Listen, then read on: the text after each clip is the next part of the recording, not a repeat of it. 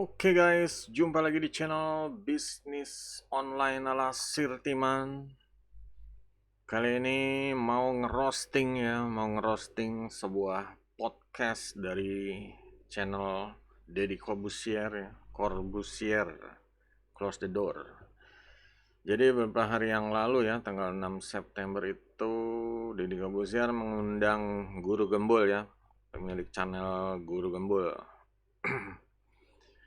Dan sebelumnya itu ya Sirman pernah ngelihat channel Guru Gembul gitu ya. Mungkin ya dari followernya juga ya, kalau pertama kali ngelihat Guru Gembul istilahnya, kalau dari orang yang rata-rata lah, orang yang ya istilahnya orang yang biasa aja, yang jarang apa sih, males belajar, males cari cari cari cari bahan, mari cari literatur segala macam, mungkin melihat Guru Gembul itu sosok yang berwawasan gitu, sosok yang punya wawasan ya luas. Dia bisa menempatkan ya punya apa posisinya kayak di tengah-tengah dari suatu, misalnya pembahasan tentang A sama B, dia mampu jadi di tengah-tengah atau di atasnya.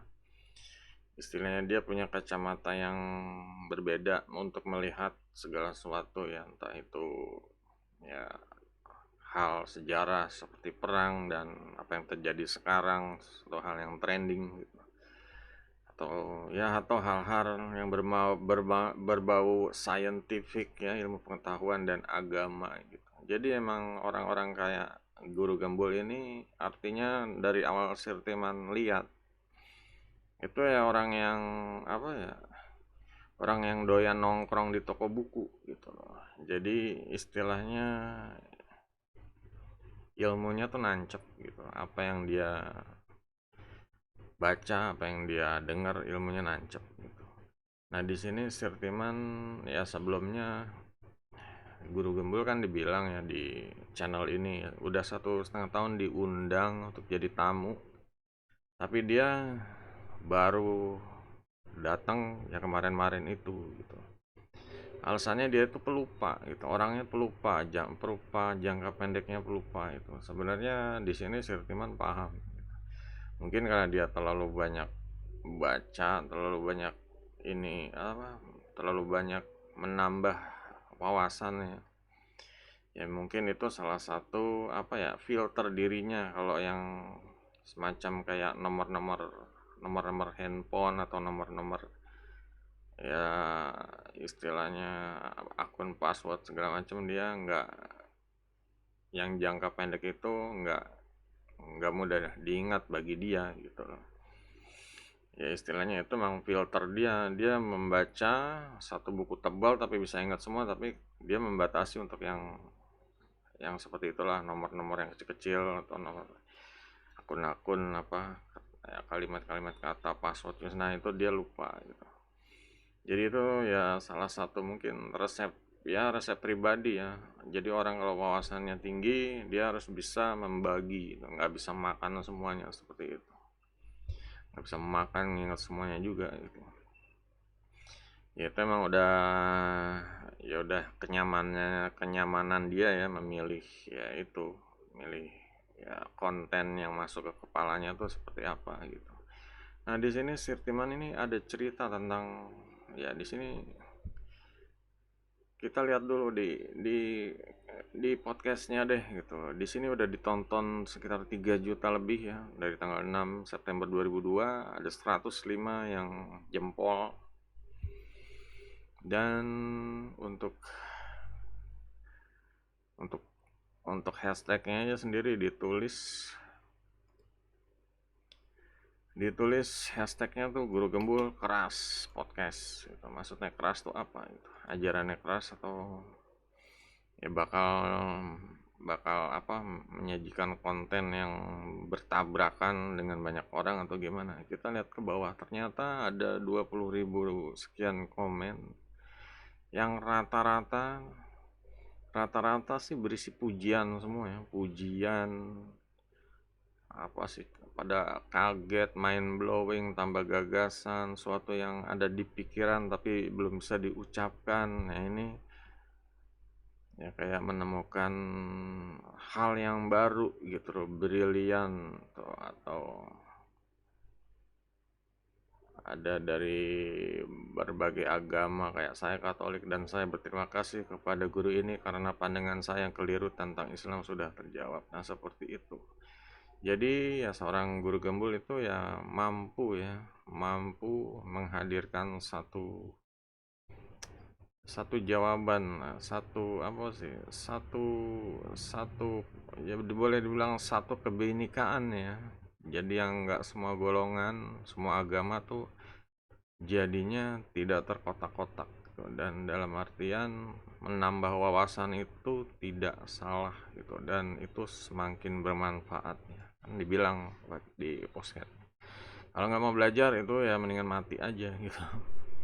Jadi ya banyak statement yang banyak dicatat, setuju setuju, terima kasih. Wah, ini salah satu channel yang berkualitas, jujur,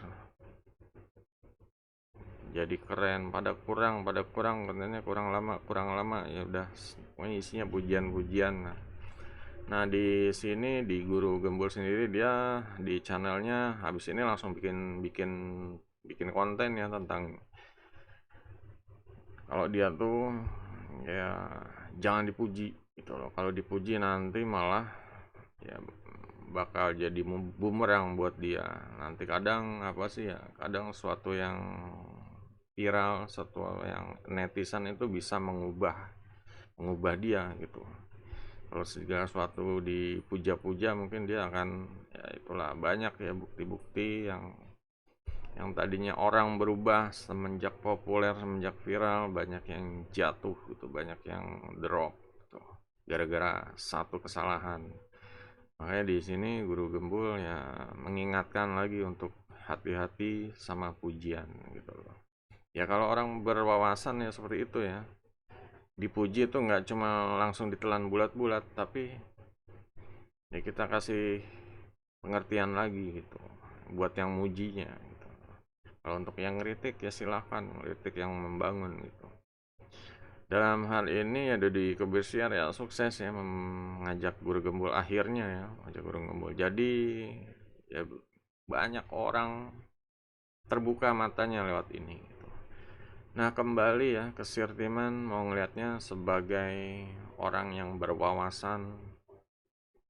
Sirtiman nih ya nebaknya dia, ya, orang-orang kayak gini tuh udah sering nongkrong di toko buku istilahnya.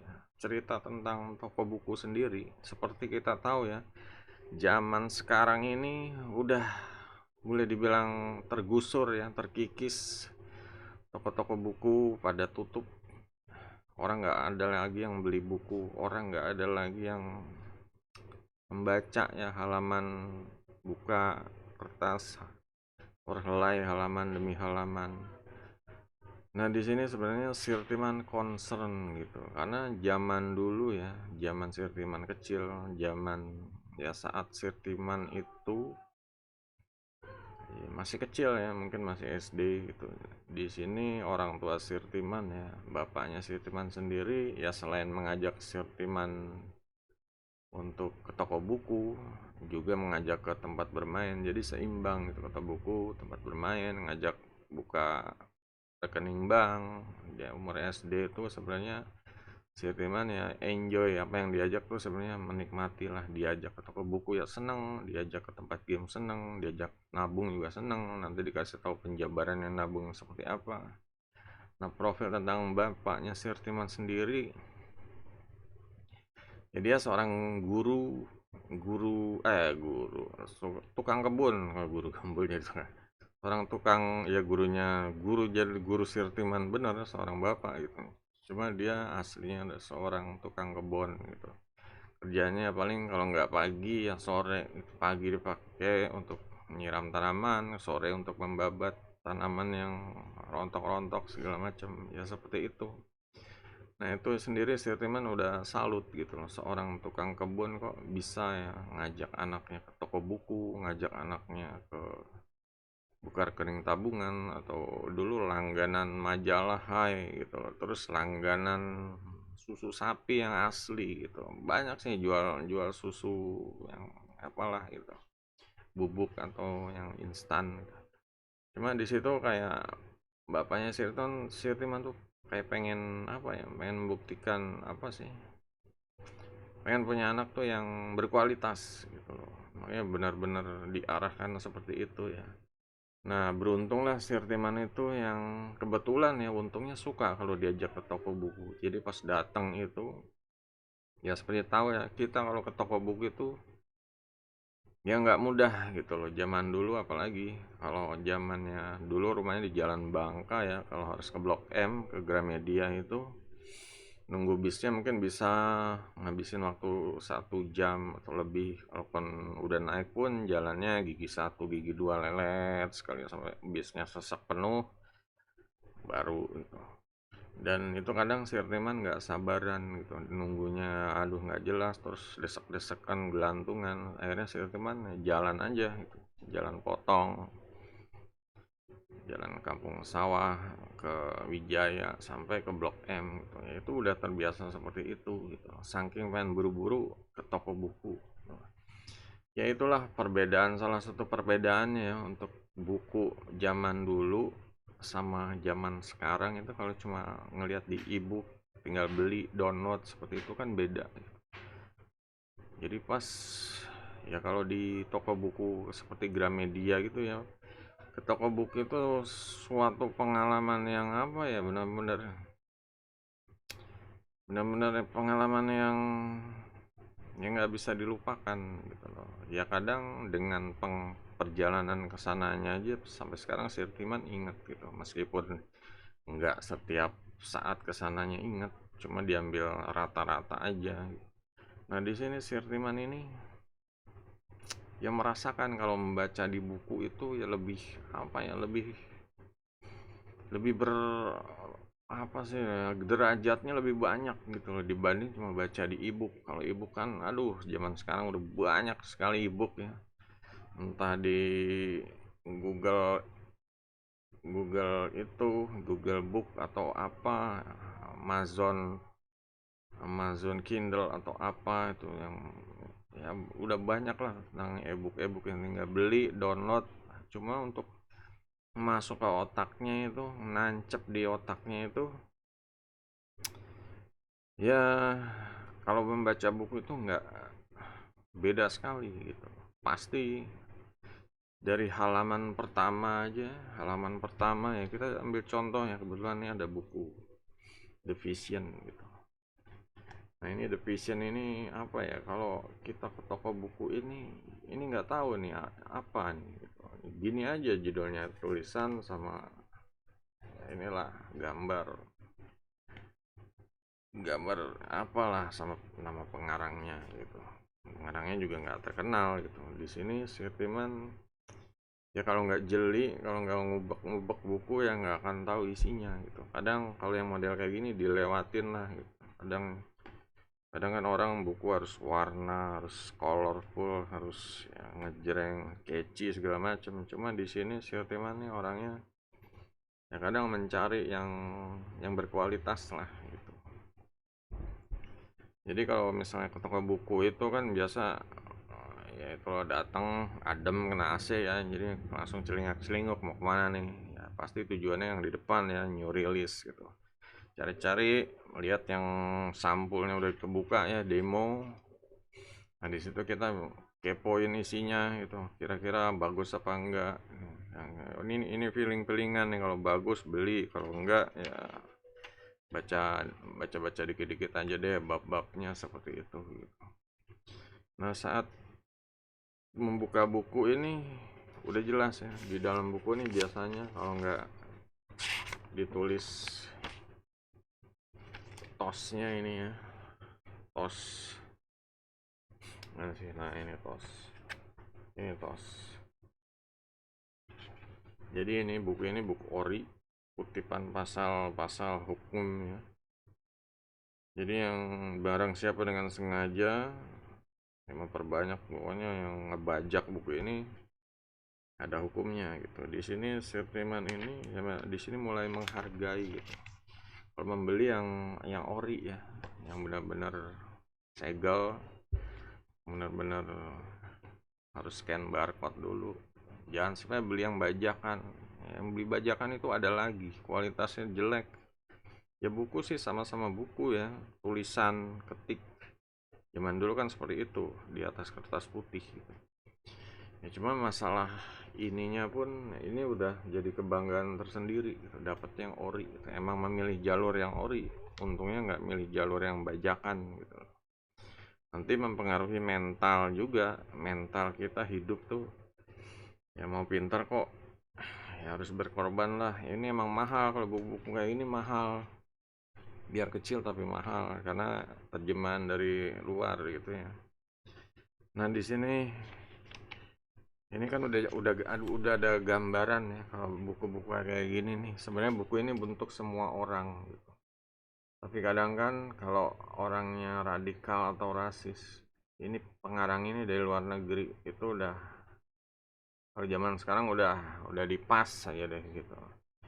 Misalnya dilewatin. Nah, cuma kan kalau zaman dulu itu kita benar-benar apa ya, isinya dulu gitu loh, isinya dulu yang penting gitu loh ya, istilahnya poin-poinnya yang bagus itu yang dicari gitu. Masalah siapa pengarangnya biasanya orang-orang yang nongkrong di toko buku itu udah paham gitu loh. Di sana kan ada kategori, mereka juga nyampur orang yang Buddha di nongkrong di buku-buku Buddha, orang Kristen buku-buku Kristen, ini udah nyampur gitu.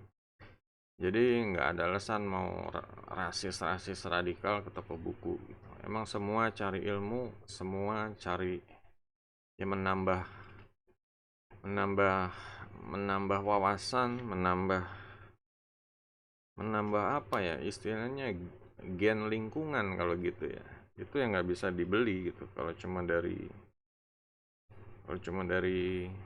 membaca di ebook atau ya. Jadi ada pengalaman visualnya kalau ke toko buku gitu. Ya, ketemu orang, kadang untuk baca buku aja kita harus, buku yang sampel yang udah dibuka kita harus nunggu gitu. Orang lihat-lihat juga kadang lama, rese nih gitu. Nah di sini itu perjuangannya gitu. Jadi setiap buku yang dibaca itu nancep gitu, itu merubah kita gitu. Dalam hal ini salah satu contohnya aja nih, contohnya nih buku ini gitu, buku tentang visi. Ini buku ya dari luar ya nggak menarik, hitam putih gitu aja ya, mungkin putihnya ada gambar kayak glow gitu ya. Cuma kan di sini sebenarnya kalau kalau seorang anak yang membaca ini gitu, ini pasti hidupnya akan berubah gitu. Hidupnya akan berubah, dia seharusnya masa depannya lebih tertata, dan kebanyakan seharusnya dia bisa sukses, bisa jadi orang sukses gitu. Karena apa? The Vision ini mengajarkan memperkuat visi gitu. Kita dalam mencapai tujuan ya, kita mau sekarang hidup tuh kita harus mempunyai visi ya, mau kemana gitu. Seperti halnya misalnya kita seorang bekerja jadi sales marketing lah, seperti itu. Kita harus punya visi gitu. Dalam hal ini contohnya dia, karena ini bukunya bagusnya ini ya nggak cuma berupa paparan aja gitu. Jadi berupa storytelling tapi ya zaman-zaman dulu ya. Buku ini bercerita tentang seorang manajer pemasaran lah ya. Dia dihadapi sama ya, target perusahaan yang tinggi, bosnya yang super super bebel gitu ya, nggak menerima segala sesuatu yang baru ya, standar lah bos-bos zaman dulu sampai sekarang ya, orangnya seperti itu gitu. Dan juga rekan-rekan kerja yang ya udah nggak kehilangan semangat, udah nggak ada gairah, udah gimana mau menemukan apa sih ya mood kerja di tempat seperti itu, targetnya tinggi ya, gimana mau target yang ada setiap bulan menuju ancaman-ancaman pemecatan terus. Nah, di sini dia nih belajar dari apa ya? Belajar dari anaknya gitu loh. Belajar dari anaknya saat anaknya kecil itu dia pengen ulang tahun, dia pengen makan di tempat yang dia suka. Ditanya alasannya kenapa, alasannya di sana lebih rame, lebih warna-warna, sausnya lebih enak, bebas segala macem. Ya di situ dia jadi bahan apa ya, bahan masukan untuk membina tim gitu, membina tim. Jadi di sini contohnya saat anak itu mau ulang tahun gitu loh, anak itu antusias sekali gitu. Pengen ini, pengen itu, pengen ulang tahun itu rame sekali. Dia punya visi anak itu. Jadi ulang tahun si anak ini ternyata punya visi gitu. Nah, di sini menjadi pelajaran berharga gitu. Anaknya kan biasa pengen pengen beli balon, beli apa, minta hadiah yang bagus apa gitu. Nah, ini setiap hari jadi dia menemukan anaknya tuh membicarakan ulang tahun lagi, ulang tahun gimana siapannya ulang tahun. Nah, di situ dia jadi menemukan apa sih? Kalau dalam suatu perusahaan itu juga membutuhkan visi ya, suatu yang ingin dicapai gitu. Nah, disinilah visi. Yang istilahnya visi itu suatu yang dari awal itu susah ya, bosnya bebel, anak buahnya udah kehilangan semangat, nggak ada CS-CS-nya lah, nggak ada apanya, saling saling bersaing namanya pemasaran ya, saling sikut-sikut segala macem. Ada yang macam-macam lah, ada yang kurang pandai, ada yang ya masing-masing orang berbeda. Nah, di situ dia berani mencoba gitu untuk mencari solusi agar target perusahaan tercapai gitu. Jadi visinya itu dengan cara memperkuat visi gimana sih gitu. Nah, setiap target ini kan dia langsung minta minta apa ya, minta ditagih ke bosnya. Ini kayak semacam taruhan gitu, kalau saya capai target saya dapat apa gitu. Ya bosnya kan ya ditagih seperti itu, ditantang, oke lah kamu dapat liburan ke Paris kalau 1 tahun bisa target sekian gitu. Oke, nah di situ dengan adanya liburan ke Paris, dalam artian ya untuk timnya itu harus ya memvisualisasikan suasana Prancis, Paris gitu. Kayak ada dipajang di kantornya poster Menara Eiffel, juga disemprot sama parfum Paris yang paling mahal istilahnya untuk memperkuat visi. Siap dia datang ke ruangan, oh ini aroma Paris. Juga pagi sarapan ya roti-roti ya, roti dari Prancis itu banyak lah, bakery atau apa ya, itulah kopinya juga. Jadi ya semua mengarah menuju ke Paris ya. Dengan demikian ya membuat suasana berbeda di kantornya, di timnya juga muncul ide-ide brilian dari masing-masing ya, masing-masing anak buahnya gitu, yang kenyataannya dulu cuma jadi kayak apa sih, sapi dicocok hidungnya diem aja, sekarang benar-benar jadi ya keluar semua ide-idenya segala macam ya, jadi benar-benar bahan untuk bensin mempercepat perjalanan menuju ke Paris. Banyak hal-hal yang didapat dari ide-ide brilian, salah satunya adalah gimana caranya biar kalau ada rapat itu nggak gampang lupa, nggak cuma ditulis dan lupa ya. Muncul ide mind mapping dengan gambar skema yang dicabang-cabangin, nah itu jadi taruh di dinding, jadi segala sesuatunya itu nggak gampang lupa, nggak gampang lewat, tetap fokus sama target mingguan, bulanan. Nah, di situ juga saat segala sesuatunya berjalan menuju ke target, pasti ada hal yang apa sih, penghalang lah gitu. Penghalang, banyak hal-hal yang menghalangi, termasuk bosnya sendiri ya. Ya bosnya tuh ya seperti itulah gitu. Orangnya bebel, dia nggak suka kalau timnya sukses sekalipun gitu. Nah di sini ya mereka tetap berhasil ya, intinya berhasil mencapai target dengan ide yang benar sebenarnya lagi mepet-mepet gitu, karena timingnya jangka jangka ininya mepet, tapi mereka berhasil mencapai target dan benar-benar berlibur ke Paris ya, seperti itu. Jadi kalau untuk visi ya, ini salah satu buku rekomendasi. Kalau ada yang mau ditanya silahkan di kolom komentar bukunya apa gitu. Sebenarnya di sini nggak mau mempromosiin bukunya gitu. Ini cuma membuktikan satu buku aja udah seperti ini gitu, mengubah diri Anda, diri kita semua menuju yang orang yang berkualitas, berwawasan, bervisi.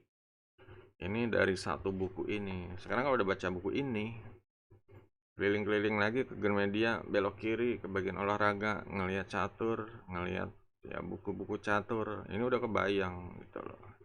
Ini aja baru langkah yang ini, langkah yang awal. Kalau udah ketemu catur, kita tuh harus 5 langkah 10 langkah di depan gitu loh.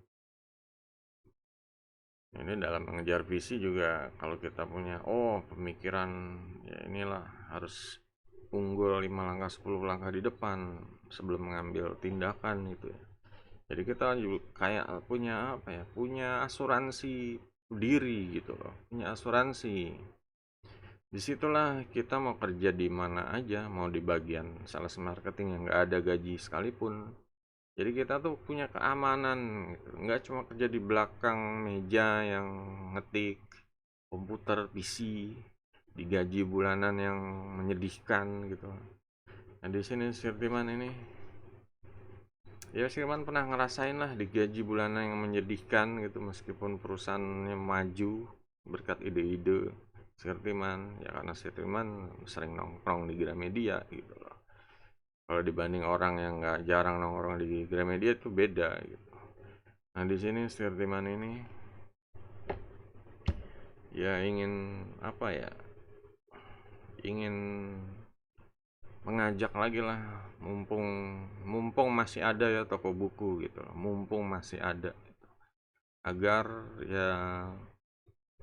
ya sesekali lah ajak ya, Anda atau anak ke toko buku, entah itu ya istilahnya beli apa aja yang murah deh pulang, yang penting kalau bisa rutin gitu. Karena efeknya itu beda saat mereka kenal buku, saat mereka membaca buku dari awal, memegang buku, membuka ada halaman peringatan nggak boleh ngejiplak segala macam, sampai babnya ya, bagian daftar isinya, halaman-halamannya, lihat belakangnya pengarangnya siapa, profilnya juga, lihat cover belakangnya, biasa cover hard covernya itu rangkuman sebagian yang ada di isi buku. Itu benar-benar suatu pengalaman visualisasi yang nggak akan sama ya dibanding membaca e-book. Dan ini makanya dengan membaca buku ini nancep di kepalanya, ini beda gitu loh, karena kita ada pengalaman visualisasi yang apa sih, yang kuat gitu loh, dibanding cuma membaca e-book. Sirtiman udah membeli e-book banyak sekali gitu, dan kenyataannya kalau ingat ini, ngelihat lah buku ini lagi, misalnya lagi mau ngopi, ngelihat wah itu langsung kayak flashback gitu loh. Beda kalau di ebook, kalau kita ngopi ya nggak kelihatan, ebook harus buka file-file folder dulu gitu, itu juga kalau inget gitu. Nah seperti itulah, dengan ya disarankan ya agar kita semua mulai ya, minimal mencoba deh gitu loh. Kalau pada pengen berwawasan ya, nggak pengen apa sih, pikiran kita dicaplok ya kayak domba, kayak sapi dicocok hidung sama orang-orang radikal, dimanfaatkan demi kepentingan nafsu, ambisi ya, kekuasaan ya. Kita lebih baik ya, nongkrong di toko buku aja deh. Jadi kita tuh punya filter diri ya, punya wawasan. Ada orang ngajak sesuatu berbuat yang abu-abu, jadi kita tuh bisa gitu, bisa yang mengambil keputusan mau diterima atau enggak gitu loh. Kayak banyak banyak hal ya dalam hal hidup ini, kayak udah kayak tawaran-tawaran yang apa gitu, yang kira-kira berisiko gitu, ajakan-ajakan radikal itu udah pernah Sir Timan itu diajak temen kayaknya SMA, cuma karena sering nongkrong di sini jadi kita punya filter ya otaknya, jadi ya ini dunia globalnya seperti ini sedangkan mereka nih menawarkan hal seperti ini, nah kita tuh putusannya seperti apa itu paham gitu. Nah dari sini ya diharapkan ya untuk yang nonton podcast kayak Guru Gembul atau Deddy Kobusier ini saat yang kemarin itu, ya seharusnya ya, kalau mereka ya sayang aja yang bilang karena acara ini saya jadi terbuka. Padahal mah ya model-model kayak Guru Gembul ini ya dulu zamannya Sirtiman ini ya banyak gitu. Cuma kan seperti dia bilang mereka nggak mau terlihat, mereka masih inilah, padahal ya sekarang ini butuh banget orang-orang seperti itu gitu. Orang-orang yang berwawasan, orang-orang yang apa sih mengubah kita yang tadinya biasa menjadi orang rata-rata ya, menjadi orang yang luar biasa gitu. Nah seperti itu gitu. Kalau cuma ngelihat terus udah gitu, ini sebenarnya ya seperti yang Guru Gembul bilang ya, dia pengen berada di tengah gitu. Istilahnya memajukan manusia ini, apa yang rakyat Indonesia ini jangan termakan kebodohan lah gitu. Buktikan dengan manusia itu bisa ya, dengan berwawasan, kaya akan ilmu pengetahuan dan agama itu bisa gitu. Dan itu juga bisa seimbang, nggak harus berat sebelah gitu. Karena ya kita manusia, kita bisa mengatur lah, kita punya filter sendiri gitu.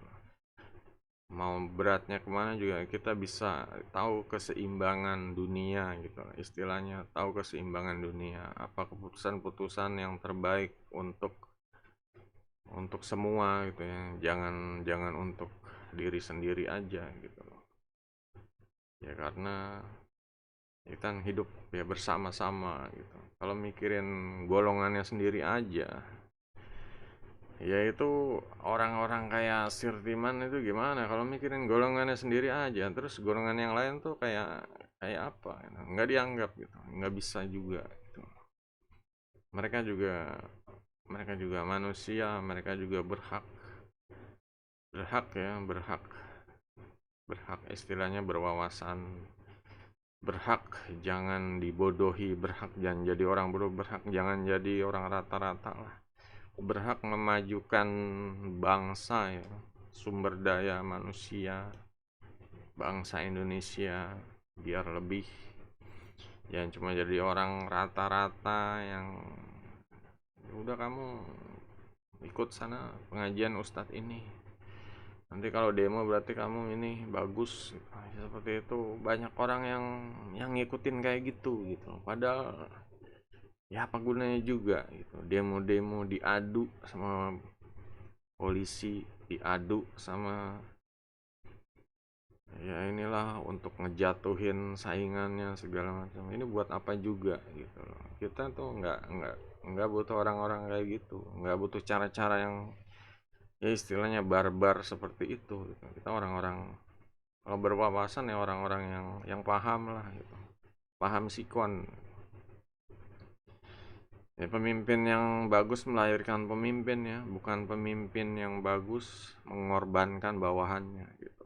Itu sebenarnya dulu di Gramedia saya tuh udah sering baca seperti itu, dan ya udah diterapkan juga lah saat Sirtiman dulu kerja di salah satu ya PT MAP gitu ya.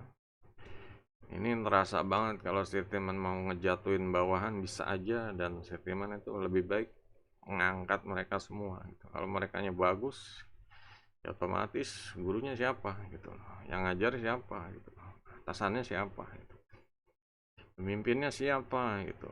Jadi ya itulah, makanya zaman sekarang kalau ada temen yang saling makan, saling nusuk dari belakang, itu orang-orang yang apa ya, belum paham hidup gitu, masih pada bego. Ya kita tuh harus pemimpin melahirkan pemimpin yang dekat sama kita, kita majuin. Nah, nanti mereka akan paham gitu. Nanti mereka akan paham kitanya kayak sirtimanya nih orangnya seperti apa, mau menjadikan gue musuh atau mau menjadikan gue apa. Nanti mereka akan paham gitu. Nah disitulah ya sebenarnya itu suatu apa ya, suatu pengalaman yang berharga gitu. Itu harta karun yang terpendam dan bisa digali istilahnya. Pengalaman, ilmu, wawasan, ya, dan bisa mempraktekannya sih yang jelas. Gitu aja sih. Oke, jadi untuk yang suka ya sama orang-orang seperti guru gembul ya disarankan ya, mulai mulai coba lagi lah sesekali jalan ke toko buku gitu. Di sini Sirtiman juga ya, kalau ada waktu juga nanti Sirtiman mau ke toko buku lagi. Soalnya toko buku yang di dekat rumah itu di DTC itu udah tutup. Jadi Sirtiman harus ke Margonda dulu untuk cari toko buku. Kebetulan di Margonda masih ada Gramedia sih. Jadi ya ya nanti anak-anak kan dibawa ke sana, anak-anak Sirtiman ya. Kalau yang di dekat rumah dulu sering dibawa ke sana juga gitu. Tapi ya sekarang ya, kayaknya mulai harus dijadwalkan ya. Rutinin soalnya anak-anak sekarang tahu sendiri udah termakan waktunya untuk gadget, untuk online, untuk ya, hiburan-hiburan TikTok, untuk gaming, sehingga lupa gitu. Hidup tuh nggak cuma itu aja, kita harus fondasi buat kitanya dulu gitu. Mental dan pikiran. Oke, jadi gitu aja. Kalau ada yang mau tanya silahkan ya di kolom komentar. Juga untuk yang belum subscribe ya, tunggu subscribe-nya. Jangan lupa share, like, follow-nya, klik tanda lonceng. Sampai jumpa di video berikutnya. Goodbye.